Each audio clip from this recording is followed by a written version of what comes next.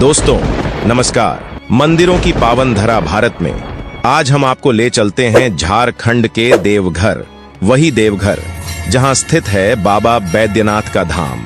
अब ये तो हम सभी जानते हैं कि देवघर मंदिर 12 ज्योतिर्लिंगों में से एक है, लेकिन इसके अलावा यह मंदिर एक प्रमुख शक्तिपीठ भी है, क्योंकि माना जाता है कि यहाँ माता सती का हृदय गिरा था।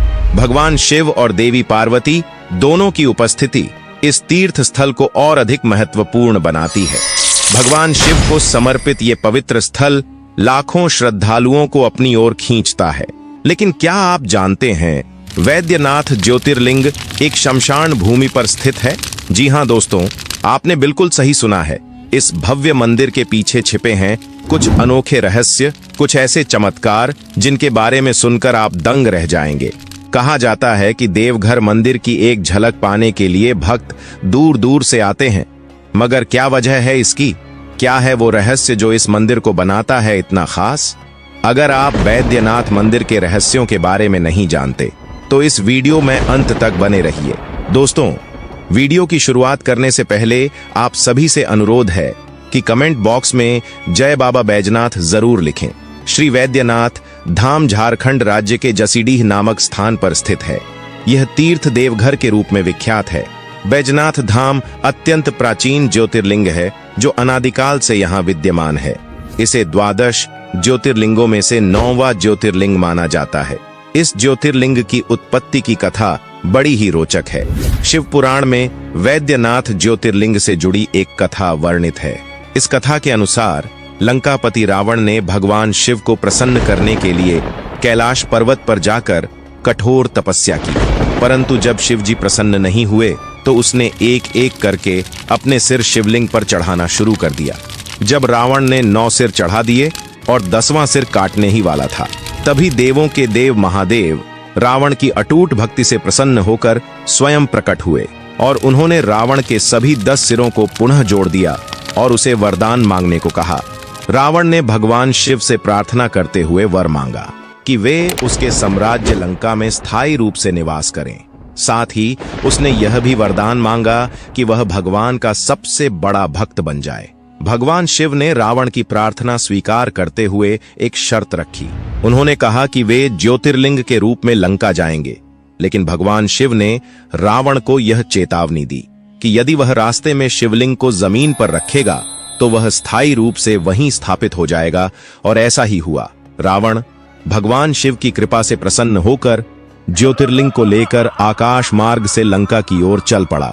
लेकिन देवतागण नहीं चाहते थे कि भगवान शिव का प्रतीक दानवों के राज्य लंका में स्थापित हो। देवताओं ने अपनी योग शक्ति का उपयोग करते हुए रावण के पेट में तीव्र दर्द पैदा कर दिया, जिसके कारण उसे लघुशंका के लिए धरती पर उतरने को मजबूर होना पड़ा। इसलिए उसने भगवान विष्णु से, जो वहां बैजू नामक ग्वाल बालक का रूप धारण किए हुए थे, उनसे अनुरोध किया कि वे थोड़ी देर के लिए शिवलिंग को अपने हाथों में पकड़ लें, जब तक कि वह लघु शंका करके वापस न आ जाए। वास्तव में वरुण देव, जल के देवता, रावण के पेट में प्रवेश कर गए थे, जिसके कारण वह अनियंत्रित रूप से मूत्र त्याग करने लगा कि उससे एक विशाल तालाब बन गया। यह तालाब, जो रावण के मूत्र से बना माना जाता है, आज भी बाबा वैद्यनाथ धाम मंदिर के पास अपनी मूल स्थिति में मौजूद है, और यह तालाब आज भी रावण तालाब के नाम से जाना जाता है। दोस्तों, क्या आपने यह तालाब देखा है? कमेंट करके जरूर बताइएगा।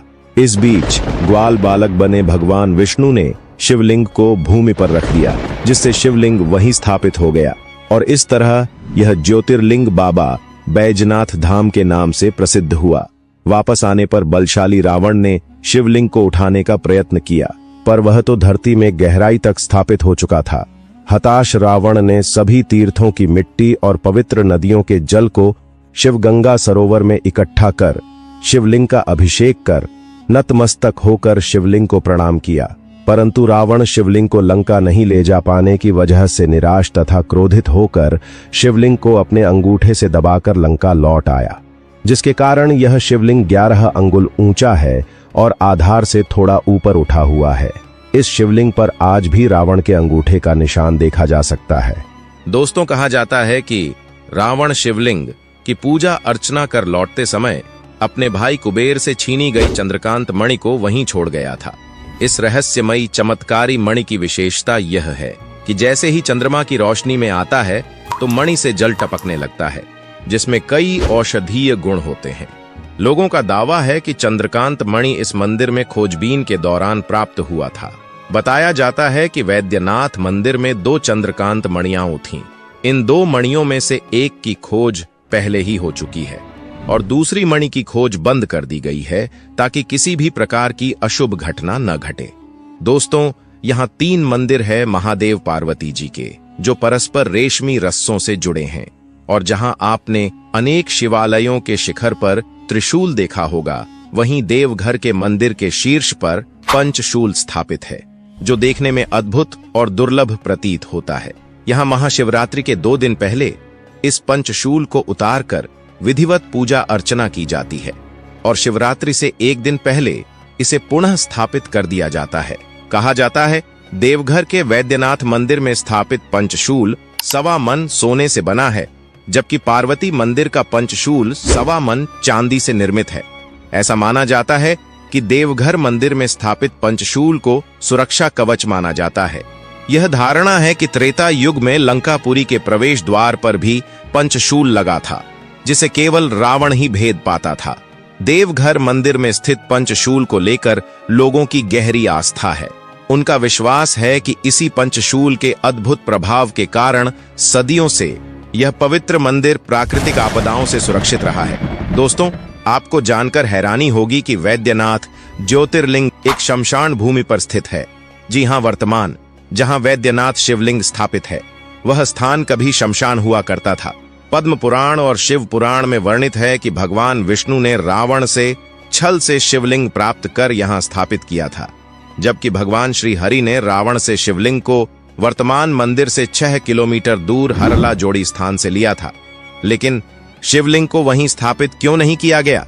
इसके पीछे की एक अद्भुत कथा है। पौराणिक कथा के अनुसार दक्ष प्रजापति ने यज्ञ का आयोजन किया, जिसमें उन्होंने अपने दामाद भगवान शिव को आमंत्रित नहीं किया। अपमानित महसूस करते हुए माता सती ने यज्ञ स्थल पर ही आत्मदाह कर लिया। दुखी और क्रोधित भगवान शिव ने सती के मृत शरीर को उठा लिया और तांडव नृत्य करना शुरू कर दिया। शिव को शांत करने के लिए भगवान विष्णु ने चक्र से सती के शरीर को 51 टुकड़ों में विभक्त कर दिया था, और ऐसा माना जाता है कि माता सती का हृदय मौजूद शिवलिंग के स्थान पर गिरा था। जब माता सती के हृदय का भगवान विष्णु ने दाह संस्कार करना चाहा, तो उनका हृदय अग्नि में नहीं जला, और तब आकाशवाणी हुई कि सती का हृदय शिव बिना अधूरा है। इसे पूर्ण किया जाए, इसलिए श्री हरि ने उस शिवलिंग को माता सती के हृदय पर स्थापित कर दिया, जिसे रावणेश्वर हृदयापीठ वैद्यनाथ धाम के नाम से भी पुकारा जाता है। दोस्तों, वैद्यनाथ धाम पर नाग मुकुट देवघर जेल के कैदियों द्वारा बनाया जाता है। यह सुनकर आपको जरूर आश्चर्य हुआ होगा कि वैद्यनाथ मंदिर के लिए नाग मुकुट, जो फूल, बेलपत्र आदि से निर्मित होते हैं, उसे देवघर जेल के कैदियों द्वारा बनाए जाते हैं। यह परंपरा अंग्रेजों के जमाने से चली आ रही है। जेल के अधिकारी बताते हैं कि एक बार अंग्रेज जेलर के बेटे की तबीयत बिगड़ गई थी और दवाओं का कोई असर नहीं हो रहा था। किसी ने उसे वैद्यनाथ मंदिर में नाग मुकुट चढ़ाने का सुझाव दिया। तब जेलर ने ऐसा किया और उसका पुत्र स्वस्थ हो गया।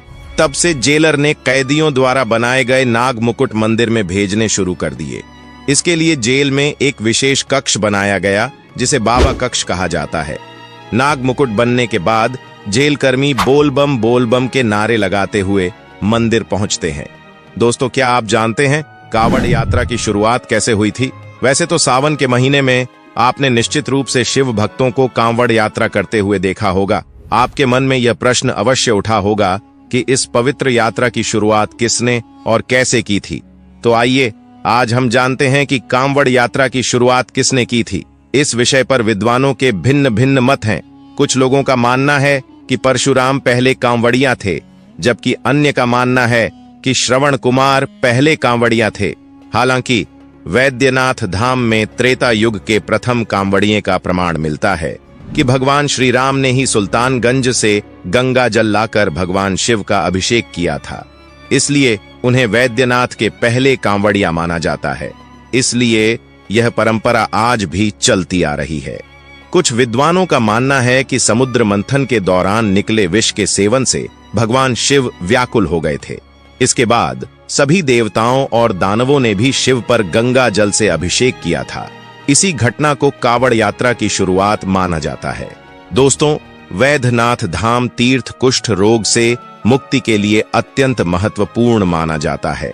मंदिर से कुछ दूर एक तालाब स्थित है जिसमें लोग कुष्ठ रोग से मुक्ति की आशा लेकर स्नान करते हैं।